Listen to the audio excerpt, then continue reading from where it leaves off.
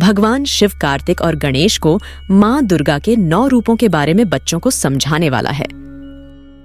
चूंकि यह नवरात्रि का समय है, देवी पार्वती दुर्गा का रूप लेती हैं और पृथ्वी पर जाती हैं। कैलासम में अपनी मां की अनुपस्थिति के कारण गणेश और कार्तिकेय बहुत दुखी हैं। उधर भगवान शिव तपस्या में लीन हैं। माँ तो पूरी तरह तैयार होकर दशहरा मनाने के लिए भूलोक चले गई है। माँ के बिना पूरा कैलाश सूना पड़ गया है। हाँ भैया, आप जो कह रहे हो सही है। माँ रुक जाती तो अच्छा होता, लेकिन क्या करे, अभी तो नवरात्रि का समय है। हर साल तो माँ इन 9 दिनों तक भूलोक के निवासियों के साथ बिताती है और पूजा करती है, उसके बाद लौटती है। हमें माँ का इंतजार करना होगा। इस प्रकार गणेश और कार्तिकेय बात करते रहते हैं। लेकिन ये दशहरा उत्सव 9 दिनों तक क्यों मनाया जाता है? आखिर इसके पीछे का कारण क्या है? शायद होगा कोई कारण। चलिए भैया, पिताजी के पास जाते हैं, उनसे जाकर इस बारे में पूछते हैं। तो कार्तिकेय और विनायक भगवान शिव के पास जाते हैं। उस समय भगवान शिव ध्यान कर रहे होते हैं। विनायक और कार्तिकेय के बुलाने पर महाशिव ध्यान से बाहर आते हैं और यह पूछते हैं, क्या हुआ पुत्रों? आप दोनों की मेरे पास आने की कारण क्या है? आप दोनों को देखकर लग रहे हो कि आप दोनों कुछ सोच रहे हो।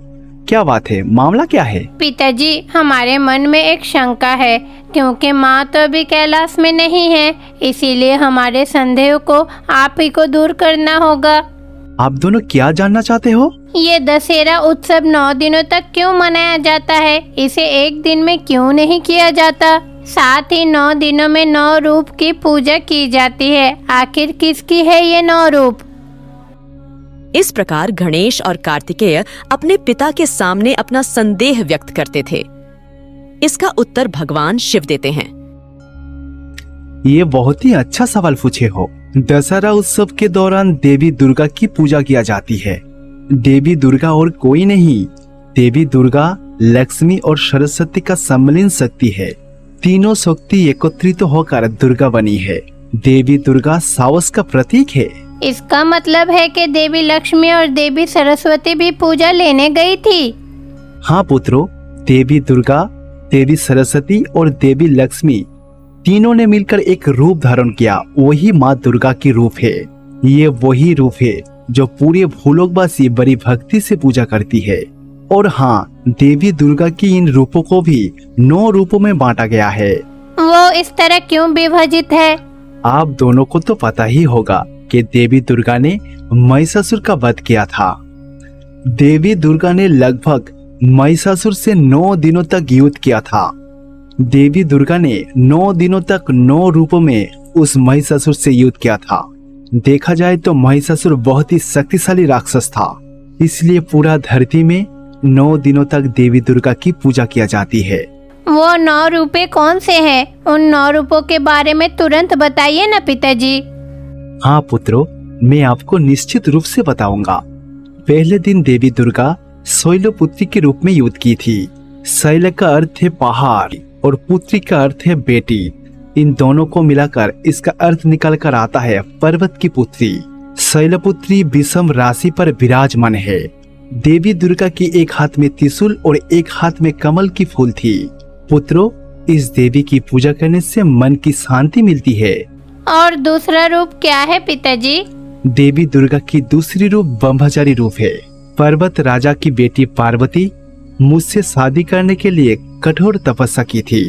उस समय देवी पार्वती को ब्रह्मचारिणी कहा जाती थी। देवी की एक हाथ में रुद्राक्ष की माला और एक हाथ में कमंडो थी।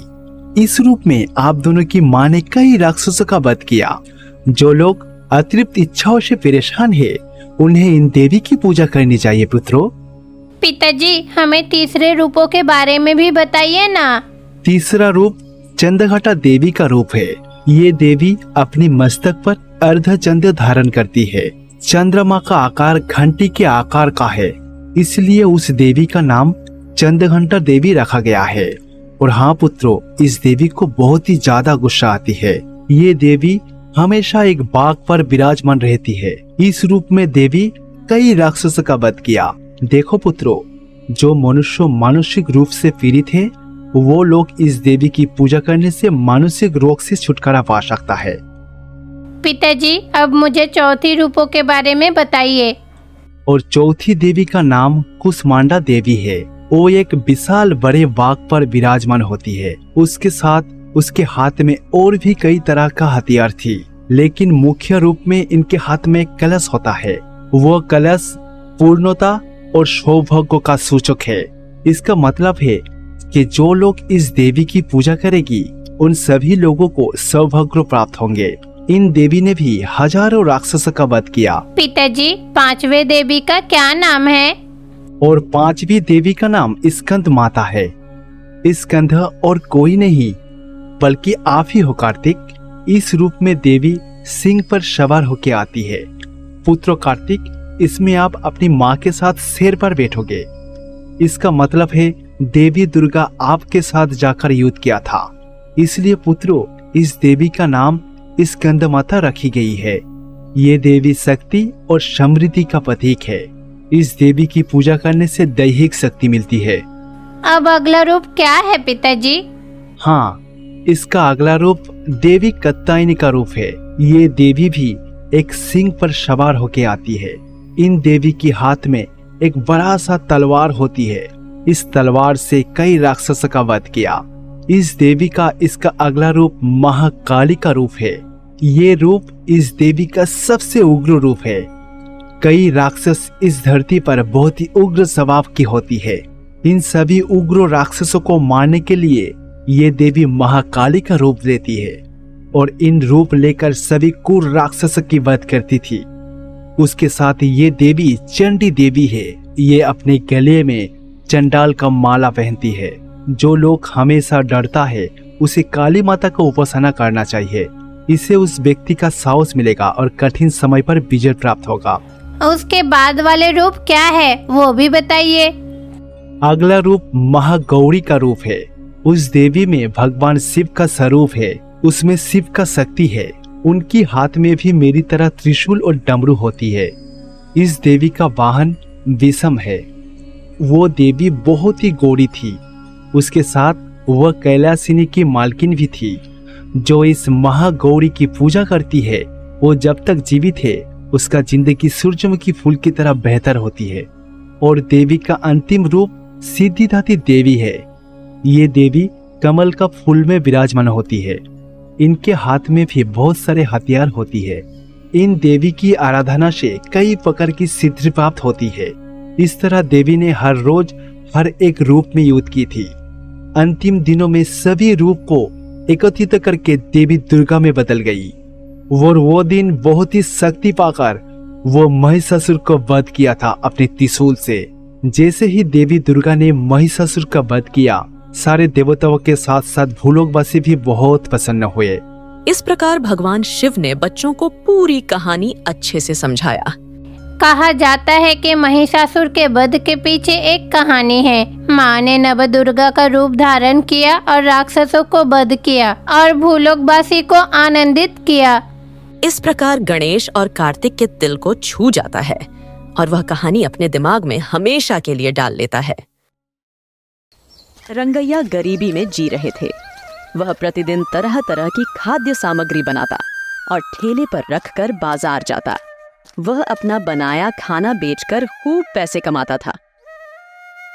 वह उन पैसों से अपना जीवन यापन करता था। रंगैया भगवान विनायक के साथ साथ कार्तिकेय के भी बहुत बड़े भक्त थे। इस छोटी सी झोपड़ी में रहना बहुत ही मुश्किल है। अभी तो बारिश का मौसम है। जरा सा भी बारिश में घर के अंदर पानी घुस जाता है। घर का छत भी टूटी हुई है। ऐसी परिस्थिति में हम और ज़्यादा दिन नहीं जी पाएंगे। हे कार्तिक और विनायक, मुझे जल्द से जल्द यहाँ से ले जाइए। तो रंगैया खुद से बात करता रहता है। इसी बीच रंगैया का दोस्त रामैया रंगैया के घर आता है। अरे दोस्त रंगैया, क्या हुआ? अभी तक बिजनेस करने नहीं गया? अरे रंगैया, आज थोड़ा देर से उठा क्योंकि बाहर बहुत ज़्यादा ठंड थी। अरे हाँ दोस्त, मैं भी थोड़ा देर से उठा। हमारा किस्मत तो देखो, तुम 70 साल के हो और हम 68 साल के। इस उम्र में भी हम दोनों को पेट चलाने के लिए काम करना पड़ता है ना? हाँ दोस्त, सही कहा। ये हमारा कर्म नहीं, ये हमारा भाग्य है। हम दोनों तो इस उम्र में भी किसी के ऊपर निर्भर ना होते हुए आंखों के बल जी रहे हैं। मानता हूँ कि तकलीफ ज्यादा होता है, पर मन का संतुष्टि मिलती है। तुम अभी तक बिजनेस करने क्यों नहीं गया रामैया? अरे हाँ दोस्त, मैं भी निकलने ही वाला हूँ। मैंने सारे सब्जियां खरीद के टोकरी में रख दिया है। मैं एक बार तुमसे मिलने के लिए आया था। इस प्रकार रामैया रंगैया से बात करता है और अपनी सब्जी की गाड़ी को धक्का देकर वहां से निकल जाता है। रंगैया उठता है और खाना बनाना शुरू कर देता है। रंगैया रोटी बेचते थे। रंगैया की बनाई रोटियों के कई दीवाने थे, तो रंगैया ने रोटी बनाना समाप्त किया। फिर वह अपने सभी तैयार खाद्य पदार्थों को फूड कार्ट पर व्यवस्थित करता है। फिर वह बाजार के लिए निकल जाता है। रंगैया हमेशा की तरह एक बड़े पेड़ के नीचे अपनी गाड़ी रोक देता है और व्यापार करना शुरू कर देता है। तभी एक छोटा लड़का उसके पास दौड़ता हुआ आया। उसका नाम बिज्जू था। अरे दादाजी, क्या बात है? आज आप इतने देर से क्यों आए? मैं तो कब से आपका इंतजार कर रहा था। आज माँ के बनाया हुआ खाना मुझे पसंद नहीं आया। मैं तो आपकी बनाई रोटी खाऊंगा।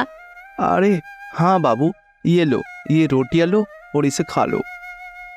और बिज्जू का एक दोस्त था, उसका नाम राजू था। देखो राजू, रोटी बेचने वाला दादाजी आ गए। अरे क्या तुम्हारा ये दोस्त है? ये भी घर पर खाना नहीं खाया? नहीं, हमने घर का खाना नहीं खाया क्योंकि हमें आपका बनाया रोटी पसंद है।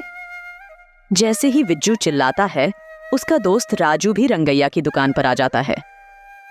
बिज्जू और राजू रंगैया द्वारा बनाई गई रोटी खाते हैं और चले जाते हैं। बिज्जू और राजू दोनों रोज रंगैया के यहाँ रोटी खाते थे। रंगैया अपनी बनाई हुई रोटी को प्लास्टिक की प्लेट में परोसकर बेचते थे।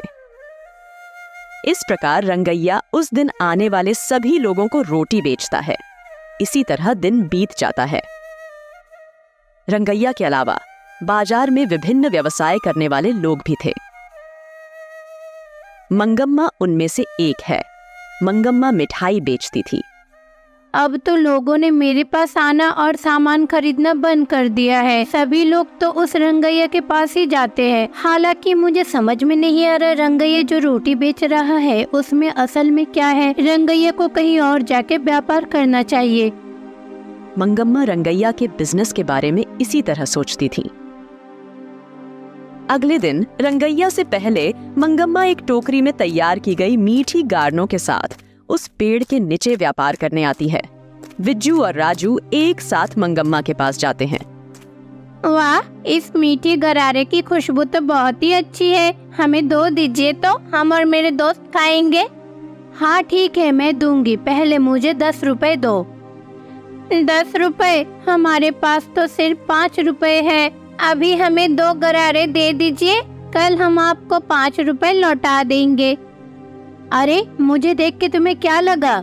मैं तुम्हारी अपनी दादी नहीं हूँ जो तुम्हें मुफ्त में दे दूंगी। जाओ, भागो यहाँ से। इतना कहकर मंगम्मा ने बिज्जू और राजू को वहां से भगा देती है। कुछ देर बाद रंगैया ने अपनी बनाई हुई रोटी एक ठेले पर रखकर उस पेड़ के पास आता है। बुज्जी और राजू रंगैया की ओर दौड़ते हैं। अरे मैं सोच ही रहा था कि बच्चे अभी तक क्यों नहीं आए, तभी तुम दोनों चले आए। दादाजी, मुझे और मेरे दोस्त को बहुत भूख लगी है। तुरंत हमें 2 रोटी दीजिए। और हाँ, दूसरी बात यह है कि हमारे पास केवल 5 ही रुपए है। अरे बच्चों, पैसा का बात छोड़ो। तुम दोनों को बहुत जोर से भूख लगी है ना, पहले रोटी खाओ, ये लो। इतना कहकर रंगैया राजू और बिज्जू को मुफ्त में रोटी देती है। राजू और बिज्जू पागलों की तरह रोटी खाते हैं और चले जाते हैं। अरे ये आदमी तो खुद को अच्छा साबित करने के लिए कुछ भी कर रहा है। आज तो फिर मेरा व्यापार में घाटा होगा। इसलिए मंगम्मा को लगता है कि रंगैया को व्यापार में घाटा होगा। तो कुछ समय बीत जाता है। ग्राहक रंगैया के पास आते हैं और रोटी खाते हैं।